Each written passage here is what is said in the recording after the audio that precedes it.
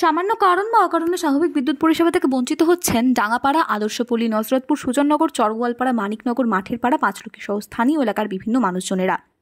অবিলম্বে উন্নত বিদ্যুৎ পরিষেবার দাবি নিয়ে ৮ দফা দাবিতে এদিন মঙ্গলবার সমুদ্রগড়ের বিদ্যুৎ দপ্তরে গণডেপুটেশন দিলেন এলাকার মানুষজনেরা।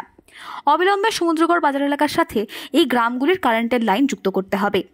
প্রতি বছর পুজোর সময়, রমজান মাসে ও 2 ঈদের দিন 24 ঘন্টা কারেন্ট পরিষেবা চালু রাখতে হবে। সমুদ্রগড় এলাকায় বসবাসকারী কোনো পরিবারের ইলেকট্রিক মিটারকে সেই পরিবারের ইচ্ছার বিরুদ্ধে জোরপূর্বক স্মার্ট মিটারে পরিবর্তন করা যাবে না। অফিস থেকে 2 কর্মচারীর মোবাইল নাম্বার দেওয়া হোক, যখন কোনো ইলেকট্রিক সমস্যা হবে তখন অতি দ্রুত পরিষেবা পাওয়ার জন্য যাতে সমস্যা মেটানো যায়। এই সমস্ত দাবি সহ মোট 8 দফা এদিন ডেপুটেশন দেন তারা। বিদ্যুৎ দপ্তরের আধিকারিক পুরো বিষয়টি খতিয়ে রেখে ব্যবস্থা গ্রহণের আশ্বাস দিয়েছেন তাদের। প্রসেনজিৎ দেবনাথের রিপোর্ট, সুন্দর বাংলা নিউজ। চরগোয়ালপাড়া, মানিকনগর, মাঠের পাড়া, পাঁচলক্ষ্মী সহ অন্যান্য বেশ কিছু গ্রামের বেশ কয়েকদিন ধরেই বিদ্যুৎ সাপ্লাইয়ের সমস্যা হচ্ছিল।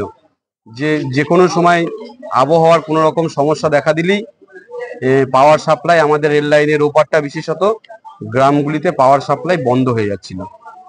তো মানুষ এই গরমের মধ্যে একটা যন্ত্রণার সম্মুখীন হয়ে আমাদের বেশ কিছু যুবক ভাইদের কাছে আবেদন জানিয়েছিল যে যেহেতু এটা একটা খুব জটিল সমস্যা, এই গরমের মধ্যে অসুস্থ রোগী রয়েছে বাড়িতে, কারো বাড়িতে ছোট বাচ্চা রয়েছে, কেউ হয়তো নিজেই হার্টের পেশেন্ট, এভাবে অনেকে যারা আছে তারা আমাদেরকে জানিয়েছিল। আমরা তাদের ডাকে সাড়া দিয়ে আমরা গত তারিখে এসেছিলাম একটা গণ ডেপুটেশন দেওয়ার জন্য এসএস এর কাছে ডেট আনতে। তিনি আমাদেরকে 3 তারিখে ডেট দিয়েছিল দুপুর বেলা 12টার সময়।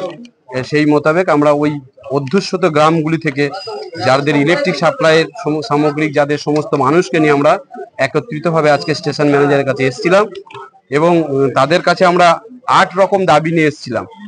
সেই দাবির সাপেক্ষে আমরা ভালো সদুত্তর পেয়েছি। কিছু কিছু বিষয়ে আমরা অনিশ্চিত সম্ভাবনা নিয়ে যেতে হচ্ছে, কারণ সবকিছু তো আর এসএস এর কাছেও দায়বদ্ধ থাকে না, ঊর্ধ্বতন কর্তৃপক্ষের কাছে অনেক কিছু বিষয় থাকে। বিষয় হচ্ছে কি, আমরা প্রথম দাবি করেছিলাম যে এই 11,000 তারের যে আইসোলেশনটা পারুলডাঙ্গা মোড়ে রয়েছে সেটাকে ডাঙ্গাপাড়ার অথবা সুজননগর অথবা পাঁচলক্ষ্মী গ্রাম অথবা ধোবা গ্রাম অথবা চরগোয়ালপাড়া গ্রাম বসানো হোক। তো সেক্ষেত্রে এসএস অথবা তার ঊর্ধ্বতন কর্তৃপক্ষ মধুপুর সাবস্টেশন থেকে যিনি এসেছিলেন, যে স্যার, তারা আমাদেরকে সুরাহা দিয়েছেন এবং আশ্বস্ত করেছেন যে আপনাদের দাবি আমরা মেনেছি। আমরা যে জায়গাটা আমরা তাদেরকে দিয়েছি সেটা ঈদুজ্জোহার 1 সপ্তাহ পরে তারা যাবে, জায়গায় ইন্সপেকশন করবে, ইন্সপেকশন করে সেখানে নতুন আইসোলেশনের একটা ব্যবস্থা করবে।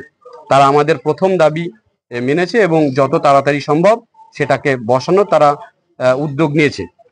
2 নম্বর বিষয় হচ্ছে গিয়ে যে রমজান মাস এবং ঈদ অথবা দুর্গাপুজো, কালী পুজো বা অন্যান্য ধর্মীয় অনুষ্ঠানের দিনকে যে ইলেকট্রিক সাপ্লাই বন্ধ থাকে, সেই ইলেকট্রিক সাপ্লাই যাতে বন্ধ না থাকে তার জন্য আমরা আজকে এসেছিলাম। তো ওরা আমাদেরকে যেটা আশ্বস্ত করে বলেছে যে যেদিনকে ধর্মীয় অনুষ্ঠান অথবা থাকে, যেহেতু আমরা রুরাল এরিয়া রয়েছি, গ্রামীণ এলাকায় রাত্রিতে কোনো যারা ভ্যান নিয়ে ঘোরার সরকারি এখতিয়ারের মধ্যে থাকে না, কিন্তু তারপরেও গ্রামের সার্বিক মানুষের জন্য বা এই এলাকার সার্বিক মানুষের পাওয়ার সাপ্লাই করার স্বার্থে এসএস নিজে উদ্যোগ নিয়ে মোটামুটি সকাল 6টা থেকে রাত্রি 12টা, সারা রাত্রি ব্যাপী 24 আওয়ার্স উৎসবের দিনগুলিতে তারা ইলেকট্রিক ভ্যান দিয়ে কোথাও কোনো সমস্যা থাকলে সেই সমস্যা দেখে দেন।